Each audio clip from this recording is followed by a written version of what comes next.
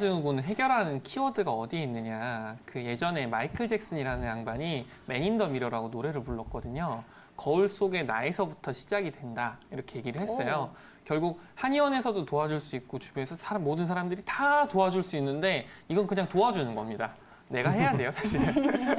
내가 해야 되고 내 마음에서부터 이제 시작이 돼야 되는 거고요. 결국 이렇게 시작을 하려면 내가 자신감을 먼저 가질 수 있어야 돼요. 이걸 돌파를 할 수 있어야 되고 내가 안 먹겠어. 이거 안 먹고 이렇게 하고 이렇게 운동을 하겠어라고 결심하면 그걸 쭉 할 수 있어야 됩니다. 그런데 참 세상에 내가 먹을 수밖에 없게 만드는 게 되게 많아요. 그래서 그거를 인정하는 게 중요해요. 내가 잘못하는 게 아니고 이 세상이 그런 겁니다. 첫 번째, 스트레스 받으면 사람은 누구나 먹게 돼 있어요. 먹는 걸로 풀게 되고 맛있는 거 먹으면 기분이 좀 좋아지기도 하고요. 그런데 세상에 스트레스 얼마나 많이 줘요.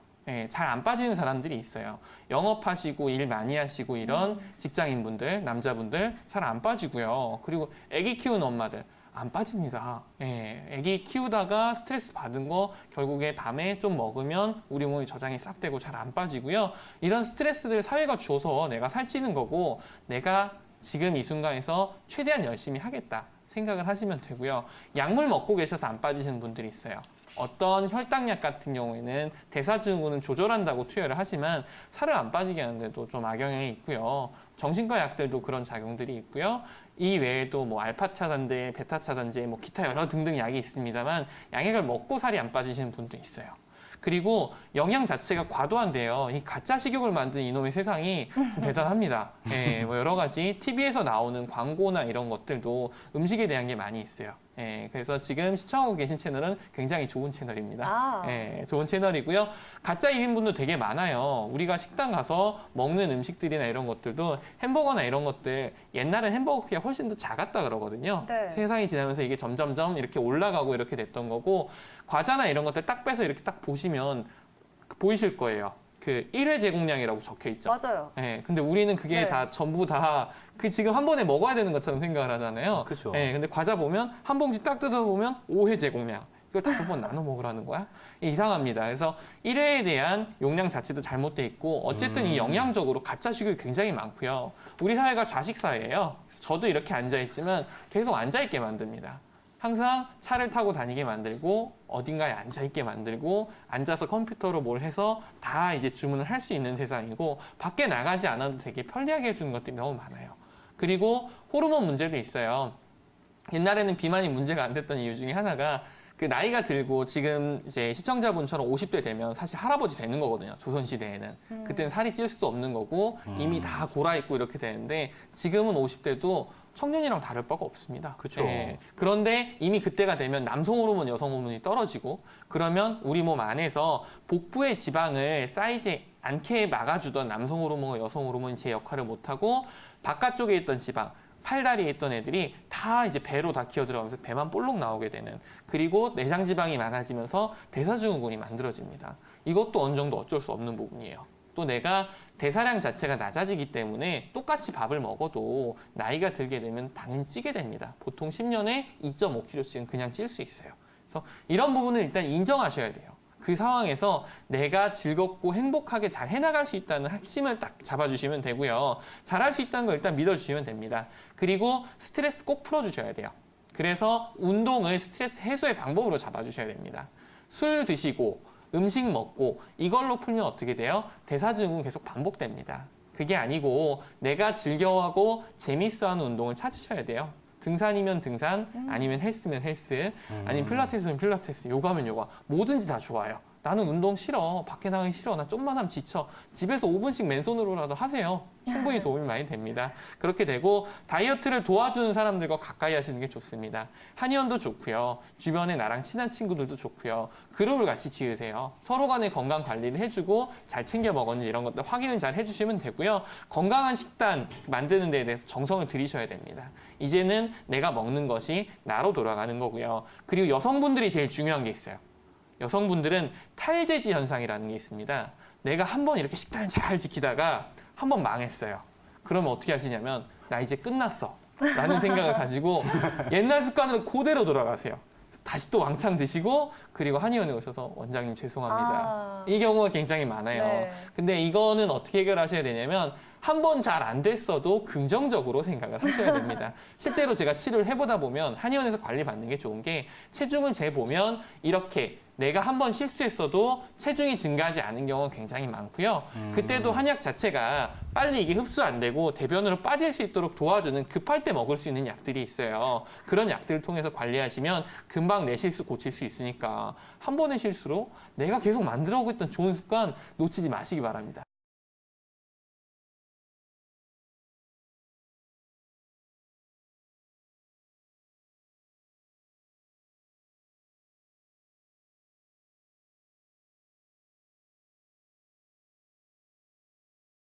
대사증후군은 복부 비만으로 발생하는 고혈압, 당뇨, 고지혈증 등의 이제 질병들이 개인에 한 번에 다 나타날 때 이렇게 대사증후군이라고 진단을 하는데요. 기본 원인은 인슐린 저항성 때문이라고 알려져 있는데 확실히 밝혀져 있지는 않아요. 네. 그래서 증후군에 속해 있는데요. 아까 이제 최나래 원장님께서 잘 설명해 주셨는데 뭐 중심 비만이나 뭐 고지혈증이나 콜레스테롤이나 이런 그런 진단 기준들이 있는데요. 저 5가지 진단 기준에서 3가지 이상이 해당이 되면 대사증후군으로 진단을 합니다. 이 대사증후군의 문제가 뭐냐면 몸의 활성도가 떨어지기 때문에 잘 붓는데 소화는 또 더뎌가지고 계속 살은 찌고 네. 살이 찌다 보니까 점점 몸은 지치고 쉽게 피곤해지고 맞아요. 그렇죠. 네, 그렇게 돼서 계속 악순환이 돼서 문제거든요. 그런데 이 치료를 당연히 하려면은 몸의 활성도를 이제 높여주는 치료를 해야 되는데 몸의 부기의 원인을 잘 찾아가지고 한의학적으로 얘기하면 뭐 어혈과 담음을 제거한다거나 이런 쪽의 치료를 좀 해주는 것이 아주 중요합니다. 그리고 이제 시기가 중요한데요. 네. 뭐 야식도 좋아하시고 술도 좋아하신다고 하셔서 말씀을 드리자면 저는 당연히 야식하고 음주를 줄여라라고 말씀을 드리는데요. 그러면 저한테 오시는 환자분들은 그렇게 얘기하세요. 어떻게 줄여야 됩니까? 맞아요. 네, 제일 어렵잖아요, 그런 게. 네, 못 참으니까 먹는 건데. 근데 이런 것들을 줄여줄 수 있는 사실 한약들은 상당히 많이 있습니다. 오, 여러 어떤 가지 것들이 종류가 있어요? 있고, 네, 체질에 맞게 처방을 해야 되는데요. 뭐 한약재 하나하나가 되는 게 아니라 네. 이 처방이 좀 여러 가지로 개인에 맞게 1:1 맞춤 네. 처방을 좀 하면 그 효과를 내는 부분이 많습니다. 그리고 흰 음식을 조심하라고 많이 말씀을 드리는데요. 오. 흰 쌀밥, 밀가루 음식, 그리고 설탕 이런 것들을 좀 줄이라고 말씀을 많이 드립니다. 거기다가 이제 고단백 식사, 뭐 저지방 식사 하세요 이렇게도 말씀을 드리고요. 네. 그리고 식습관 중에서 빨리 드시는 분들 이제 과식하게 되는데요. 천천히 꼭꼭 드시라고 말씀드리고요. 그리고 얼마 전에 여기 나오기 바로 전에 이제 영화를 한 편 잠깐 어쩌다가 스쳐 지나가면서 봤는데 거기에 어떤 이런 거예요? 얘기 인턴이라고 네. 앤에서웨이가 이제 주연을 나오는 영화인데 그 어머니가 이렇게 잔소리하는 부분에서 이런 네. 얘기가 나오더라고요. 수면 시간이 7시간이 안 되는 여성들은 네.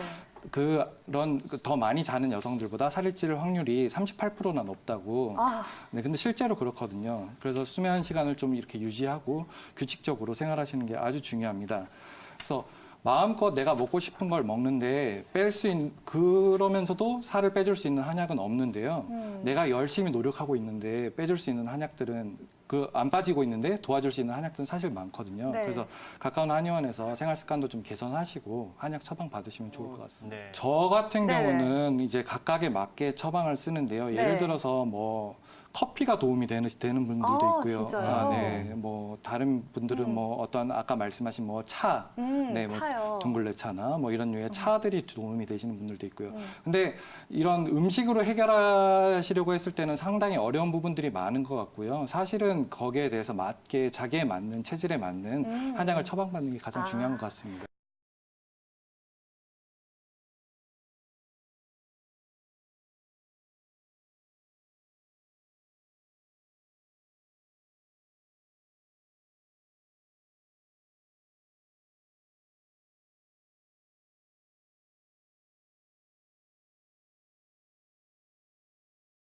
네, 네. 대사증후군이라는 것은 말 그대로 몸 안에서 대사가 제대로 잘 이루어지지 않는 것이 대사증후군인데요.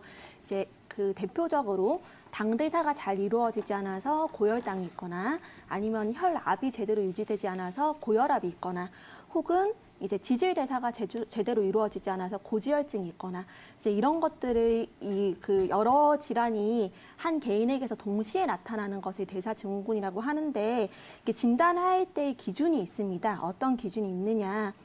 이제 첫 번째로는 가장 중요한 기준은 이제 중심 비만, 그러니까 복부 비만이라고 하죠. 남자의 경우 허리 둘레가 102cm를 초과하게 되거나 여자의 경우 허리 둘레가 88cm를 초과. 근데 한국인들 같은 경우에 동양인 기준으로는 남자는 90, 여자는 80cm를 초과하는 허리 둘레를 가지게 되는 경우를 복부 비만이라고 하고요. 이 복부 비만이나 혹은 고중성 지방혈증, 그러니까 중성 지방이 150mg per 데시리터 이상인 경우, 혹은 이제 그 고밀도 지단백 콜레스테롤 HDL이 낮은 경우, 혹은 공복 혈당이 이제 100 이상인 경우, 혹은 고혈압, 수축기 혈압이 130이 넘어가든지 이완기 혈압이 85가 넘어가든지 이 5가지, 그러니까 중심 비만, 그다음에 고지혈증, 그다음에 고밀도 HDL이 낮은 경우, 그다음에 공복 혈당이 높은 경우, 고혈압인 경우 이 5가지 중에서 3가지 이상에 해당이 되면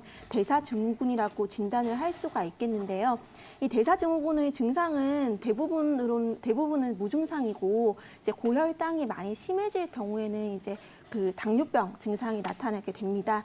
검사는 어떻게 하느냐? 이제 간단하게 피를 뽑아서 체열해서 이제 그 혈당 검사를 하든지 콜레스테롤 검사를 하시면 되시고요. 이거 치료를 어떻게 하냐? 치료를 이렇게 대사증후군을 치료하는 단일요법, 그러니까 약 하나를 먹어서 치료가 되는 그런 단일요법은 없고요.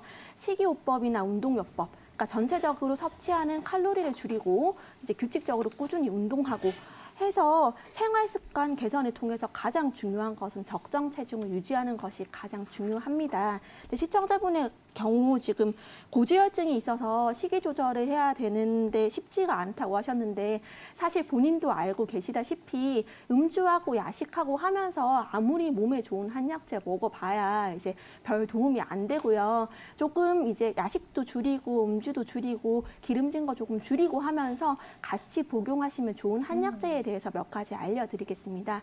첫 번째로는 산사라는 한약재인데요. 이 산사는 그 본초학 책에 보면 소도제 파트, 그러니까 소화제 파트 제일 처음에 나오는 약재인데 육식 적체, 고기 먹고 체한 것을 가장 잘 치료해주는 이제 첫 번째 약입니다. 육식 적체, 고기 먹고 기름진 거 먹고 더부룩하게 이렇게 체한 걸 뻥 잘 뚫어주는데 이제 그 상표명 얘기를 해도 되나요? 어떤 거요? 예, 산사춘이라는 술이 있는데 제가 되게 좋아하는 술인데 이제 고기 먹을 때 산사가 들어간 산사춘이라는 술을 같이 곁들여서 먹으면 고기가 체하지 않을 정도로 이제 육식 적체를 잘 치료해 준다고 합니다. 그만큼 몸 안에 있는 기름기, 고지혈증을 이제 잘 이렇게 뚫어서 기름기를 잘 배출시켜주는 역할을 하고요. 이 산사가 애기사과 나무 열매입니다. 애기사과도 이제 그 고지혈증에 효과가 좋지만 애기사과 말고 이게 조금 커다란 어른 사과 또 고지혈증에 효과가 좋습니다. 이게 성분은 고지혈증을 낮춰주는 성분은 껍질에 많이 있기 때문에 이게 작고 단단하고 좀 새콤새콤한 사과를 잘 닦아서 껍질째 하루에 하나 정도 복용하시면 고지혈증에 좀 도움이 되고요. 그리고 단삼이라는 한약재가 있는데 이 단삼이라는 한약재는 혈액순환을 원활하게 하고 어혈을 제거하는 효과가 있습니다. 고로 혈액이 끈적끈적하고 탁해지는 고지혈증에도 효과가 좋고요. 더불어서 이제 그 현대 그 연구한 실험 결과로 이제 죽상동맥 경화성 심장병이나 혈전폐색성 이제 그 혈관염 같은 경우에도 굉장히 뛰어난 효과를 보이고 있으니까요. 그 단삼이나 산사 요거 단방으로 복용하셔도 괜찮지만 가까운 한의원에서 진맥 잘 받아보시고 본인 체질에 맞는 한약 처방에 산사랑 단삼을 같이 가미를 해서 처방을 받아서 복용하시면 고지혈증 이제 그 치료와 예방에 많은 도움이 될 것으로 보입니다.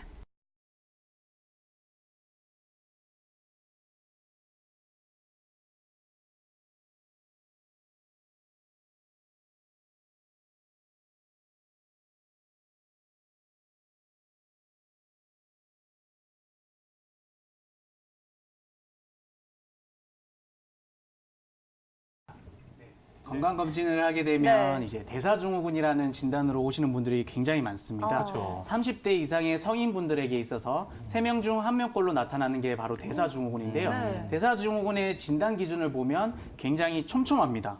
뱃살이 나오면 안 되고 네. 혈압도 올라가면 안 되고 고지혈증이면 안 되고 네, 이런 수치들 자체가 굉장히 촘촘하기 때문에 진단을 기준을 보게 되면 5개 중에서 3개 이상이 진단이 될 경우에는 대사증후군으로 진단이 되게 되는데요.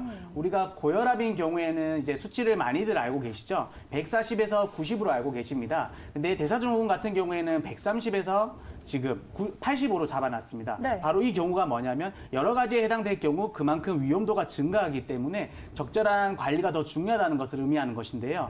이제 저희가 이제 진찰을 하게 될 경우 이제 건강 대사증후군이 진단으로 오시는 분들은 중풍이라든지 뇌졸중 그리고 심근경색과 같은 질환들이 2배 이상 증가하게 되고요. 그리고 혈당이 높은 경우에는 특히나 당뇨로 넘어가는 확률이 10배 이상 증가하기 때문에 적절히 관리하는 것이 굉장히 중요하다고 할 수 있습니다. 네, 내원하시게 됐을 경우에 저희가 진찰을 해보게 되면 거의 대부분은 식사에서 가장 문제가 있습니다. 현대 사회에서는 이제 아무래도 과잉 사이지 않습니까? 그렇기 때문에 많이 먹는 것이 가장 문제인데요. 많이 먹는 것을 초점을 맞추기보다는 사실 잘 먹는 것이 굉장히 중요하다고 할 수 있습니다. 많이 먹는 것보다 안 좋은 음식들을 초점을 가지고 계속 먹게 되면 이 대사증후군이 굉장히 심해질 수밖에 없는데요. 바로 절대 끊어야 될 게 단당류라고 할 수 있습니다. 바로 정제된 탄수화물이라고 할 수가 있는데요. 요즘 많이들 들어보셨던 것 중에 탄수화물 중독에 대해서 많이 들어보셨을 텐데요. 이런 탄수화물 중독 중에서도 가장 안 좋은 것들이 뭐냐면 빵이라든지 그리고 정제된 탄수화물의 떡이라든지 그리고 과일 주스 이런 것들은 꼭 끊으셔야 됩니다. 그래서 식사를 좀 더 많이 한다든지 체계적으로 세 끼를 나눠서 먹는다든지 이런 것들은 굉장히 공부할 만한 사항이고요. 안 좋은 음식을 피하기만 하더라도 대사증후군은 피해갈 수 있기 때문에 내가 어떤 음식을 먹는지 식단 일기를 한번 써보는 것도 굉장히 권해드리고 식단 싶습니다. 일기요? 네, 식단 일기라고 하면 내가 음식 중에서 무의식 중에 먹는 것 중에 나쁜 음식들이 굉장히 많이 포함되어 있습니다. 네. 그런 것들만 우리 일기라는 것이 반성을 하기 위해서 쓰는 거지 않습니까? 마찬가지로 식단 일기를 통해서 내가 먹는 것 중에 잘못된 음식들을 걸러내는 것으로도 굉장히 좋은 습관을 가질 수 있습니다. 그리고 한 가지 더 추천을 해드리고 싶은 것이 있는데요. 바로 한방 다이어트입니다. 대사증후군은 방금 설명드린 것처럼 결국에는 많이 먹어서 생기는 질병입니다. 그리고 운동을 하지 않아서 생기는 질병인데요. 한방 다이어트 같은 경우에는 단순히 굶어서 하는 다이어트가 아니기 때문에 우리가 굶어서 하는 다이어트 같은 경우에는 요요도 많이 오게 되고 건강을 해치게 되는 경우도 굉장히 많지 않습니까? 하지만 한방 다이어트는 건강을 해치지 않으면서 몸을 보충을 해주면서 그리고 요요를 최소화시킬 수 있는 가장 좋은 방법이기 때문에 한방 다이어트를 적극적으로 권해드리고 싶고요. 또한 한의원에 내원을 하시게 되면 지방 분해침을 병행할 수 있습니다. 우리가 살을 빼보면 특히나 뱃살이 안 빠져서 가장 고민이신 경우가 굉장히 많지 않습니까? 맞아요. 지방 분해침을 통해서 뱃살을 같이 빼게 되면 대사증후군으로 고민하신 분들에게는 좀 더 희소식이 되지 않을까 생각이 되는데요. 아까 설명드린 것처럼 이 대사증후군은 한약과 전기침을 병행하시면 더욱 좋은 효과가 있을 것이고 그리고 이런 대사증후군의 가장 큰 문제는 인지하지 못한다는 점입니다. 아무런 증상이 없으니까 그냥 배가 나왔을 뿐인데 왜 내가 걱정을 해야 하나 이렇게 방치하는 경우가 굉장히 많은데요. 아무런 증상이 없는 만큼 나중에 큰 질병으로 다가올 수 있는 이런 무서운 질병이니만큼 조기에 적절히 관리하고 치료를 통해서 좀 더 건강한 생활을 영위하셨으면 합니다.